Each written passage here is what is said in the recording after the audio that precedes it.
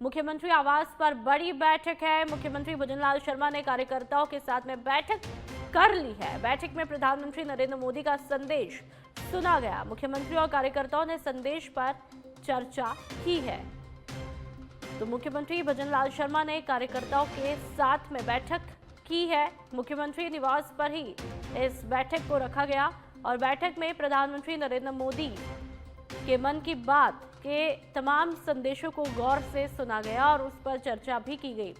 तो आज जैसा कि जो आज का मन की बात का एपिसोड रहा वो बेहद खास, क्योंकि 2025 का ये आखिरी एपिसोड और ऐसे में कई महत्वपूर्ण मुद्दों पर बातचीत हुई। 2026 की संभावनाओं, चुनौतियों को लेकर के प्रधानमंत्री नरेंद्र मोदी ने कई मुख्य बातें कही। उन पर मुख्यमंत्री भजनलाल शर्मा ने कार्यकर्ताओं के साथ में बैठक की है। 1-to-1 ये बैठक होती है। उनके संदेश पर भी चर्चा होती है। तो आज प्रधानमंत्री नरेंद्र मोदी का मन की बात का जो एपिसोड था वो कई मायनों में खास था और आने वाली 2026 और ये देखिए बैठक की तस्वीरें भी आप देख सकते हैं। जब मुख्यमंत्री भजनलाल शर्मा और जितने भी कार्यकर्ता हैं बीजेपी के, वो इस दौरान यहाँ पर मुख्यमंत्री निवास पर ही प्रधानमंत्री नरेंद्र मोदी के मन की बात कार्यक्रम को सुन रहे थे। और ऐसे में ये उस वक्त की तस्वीरें जब प्रधानमंत्री नरेंद्र मोदी ने मन की बात कार्यक्रम को रखा और हर बार की तरह बहुत ही खास, महत्वपूर्ण, लेकिन 2026 के लिहाज से ये एपिसोड बेहद खास, क्योंकि नववर्ष का आगमन हम लोग करने वाले हैं और ऐसे में नववर्ष से पहले 2026 की क्या क्या चुनौतियां हैं और क्या क्या संभावना है, उन पर खासा फोकस रहा। इस लिहाज से ये एपिसोड बेहद महत्वपूर्ण और उस पर चर्चा भी मुख्यमंत्री भजनलाल शर्मा तमाम कार्यकर्ताओं के साथ में करते हैं।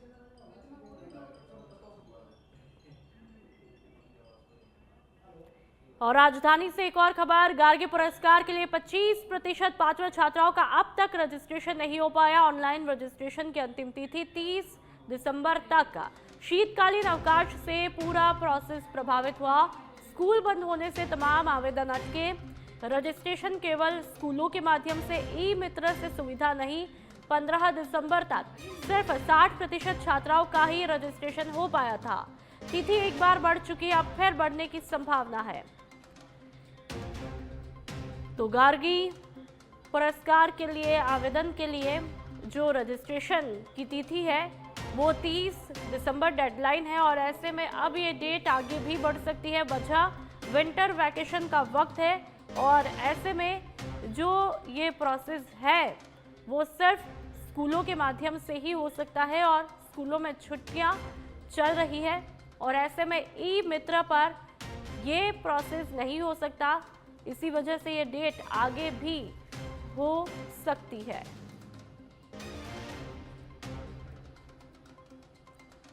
तो 25% पात्र छात्राओं का अभी तक रजिस्ट्रेशन हो ही नहीं पाया है। ऑनलाइन रजिस्ट्रेशन की जो लास्ट डेट है वो 30 दिसंबर तक ही है और ऐसे में 25% बाकी है। अब ऐसे में संभावना है कि ये डेट और ये डेडलाइन आगे बढ़ेगी।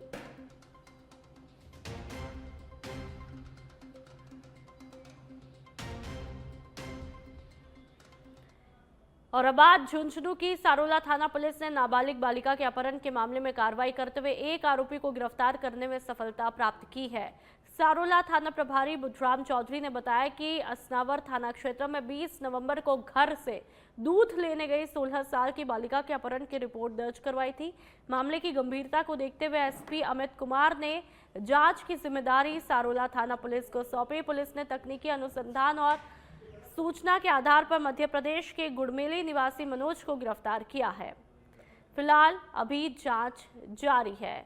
तो लगातार झुंझुनू की एक खबर, सारोला थाना पुलिस ने नाबालिग बालिका के अपहरण के मामले में कार्रवाई करते हुए एक आरोपी को गिरफ्तार करने में सफलता प्राप्त की है। और अब बात डीडवाना की करेंगे, जहां पर गौरव पथ पर स्थित 33 केवी बिजली घर लंबे समय से खतरे और जोखिम के बीच में खड़ा है।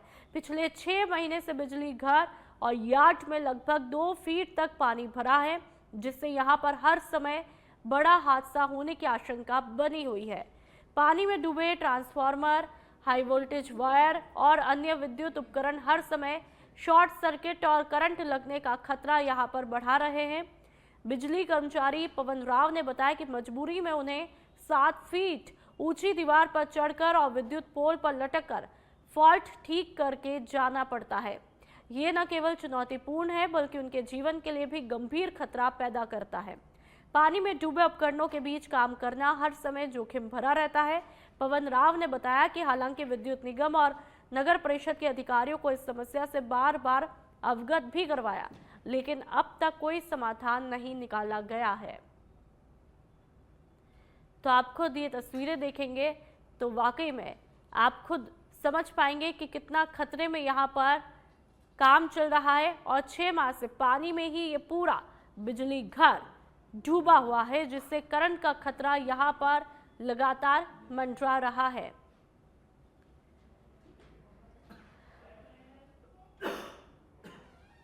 समस्या को लेकर हमने 181 पर कंप्लेंट करवाई थी 2 बार, उस पे कोई सॉल्यूशन नहीं हुआ और उसके बाद हमने नगर परिषद को अवगत करवाया है और जो बिजली बोर्ड के जो अधिकारी हैं, उनको हमने कई बार अवगत कराया और हर 4-5 दिन से हम उनको अवगत करा रहे हैं। इसमें बात पहले तो सही था, बाद में जब रोड का काम हुआ ना, तो वो सीसी रोड जब ऊपर आई तो इसमें क्या जल भराव की समस्या शुरू हो गई और पीछे पूरा पानी है। तो वो क्या है कि पानी अब पहले तो सूख जाता था लेकिन अब सूखता नहीं है किसी कारण से, तो इस कारण से ये समस्या है। इसके लिए हमने काफी सीरियस लिया है। हमने जो इससे रिलेटेड हमारे जो सिविल विंग है वो डील करती है, तो हमने सिविल को लेटर भी लिखे हैं। तो उन्होंने जो इनके एससी साहब हैं सिविल और एक्शन साहब, उन्होंने इस मौका मुआयना भी किया है और उन्होंने इसका पूरा एस्टिमेट बनाया है जो लगभग 9.5 लाख रुपए का है।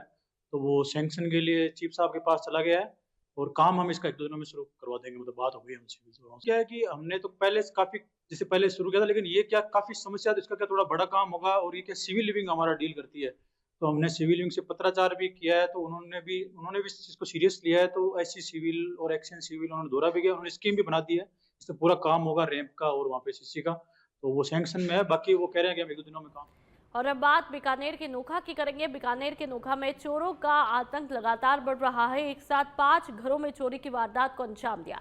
सुबह देखा तो एक साथ 5 में चोरी हुई है और सनसनी फैली है। सूचना मिलने पर मौके पर नोखा थाना पुलिस पहुंची, मौका मुआयना करके चोरों की तलाश शुरू की। नोखा के रोड़ा गांव की एक घटना बताई जा रही है। तो एक साथ 5 घरों में चोरी की वारदात को अंजाम दिया चोरों ने और सुबह देखा तो एक साथ 5 घरों में चोरी हुई, जिससे पूरे इलाके में सनसनी फैल गई। सूचना मिलने पर मौके पर नोखा थाना पुलिस पहुंची है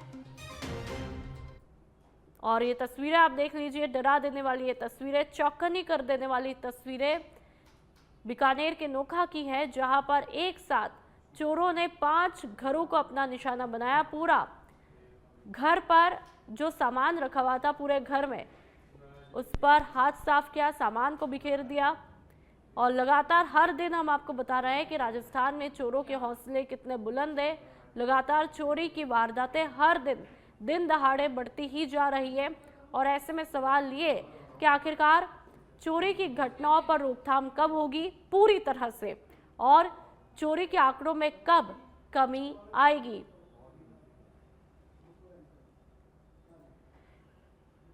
तो लगातार ये तस्वीरें आप देख सकते हैं। अब चोरों की तलाश शुरू कर दी है कि आखिरकार ये चोर कौन थे, क्या एक बड़ा कोई गिरोह है, नेटवर्क है, क्योंकि एक साथ 5 घरों को इन चोरों ने निशाना बनाया है।